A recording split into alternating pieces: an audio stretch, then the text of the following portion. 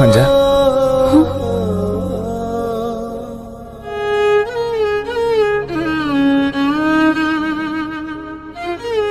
Soमखोर.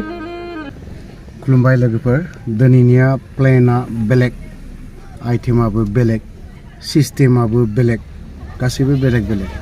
ओमफ्राय दिनैहाय मा जों गान्जा फाग्ला फिल्मखौ नायदोंमोन ना रायजो राजाफ्रा दा ओंखायनो बेंटलनि स्टुडेन्ट ना बिनि आखायाव गान्जा मोनदों ओमफ्राय बे स्टुडेन्टखौ लानानै जोङो बे गथ'खौ लानानै जोङो जायनि न'खराव गान्जा फानो ना बेयाव जों गान्जाखौ बोखांनो थांगासिनोबो दङ हानायमानि नोंथांमोननो खोन्थालांनो नाजागोन गान्जाखौ बेसेबां बुरजा मोनो जों नायनोसै गान्जा फाग्ला गान्जाखौ थांदोंमोन ना ओमफ्राय बेंटलावहाय हमनोबो थांदोंमोन ओमफ्राय बे स्टुडेन्टखौ जों मोनखादोंमोन ओमफ्राय बेंटल कलेजनि दै नाम ड्रेस गासैखौबो आङो खोन्थानो नागिराखै बेंटल कलेज ओमफ्राय फार्स्ट इयार फरायजेननाय ओमफ्राय दा बे गथ'खौ जोङो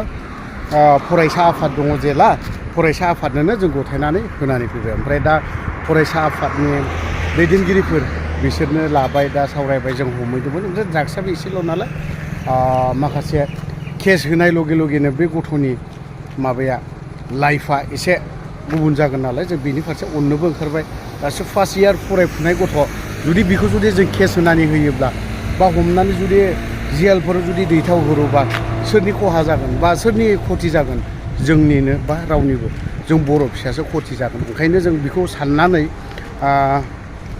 गान्जायालाय दङमोन आं गान्जाखौ खोन्थाथ'ला सरि खमा बिबाय दहाय जिहेथु गान्जा गोबां खोन्थागोन होननानै बुंदोंमोन खोन्थानो हायासै नेक्स्ट टाइम जों गान्जाखौ खोन्थागोन दिनैहाय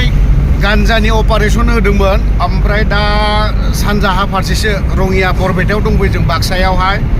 दा बाक्सायाव मा मोनो नायनोसै अपारेसना बेलेग रोखोम जागोन दिनैनि अपारेसना फार्स्ट टाइमाव गान्जामोन गान्जायाथ' बेंटल कलेजनिनो ओमफ्राय बे स्टुडेन्टखौ जोङो हमनानै लाबोयोमोनबा बेखौ जुदि केस टेस्ट होनानै जुदि माबा खालामनो हायोमोन नाथाय बेखौ फरायफुनाय फार्स्ट इयाराव फरायनाय गथ' अन्थाव बाथाव ना बुंनो थाङोबा गावनिनो फिसाज्लाफोर बायदि अननो ओंखारनानै दोन बेफोरबायदि गथ'खौ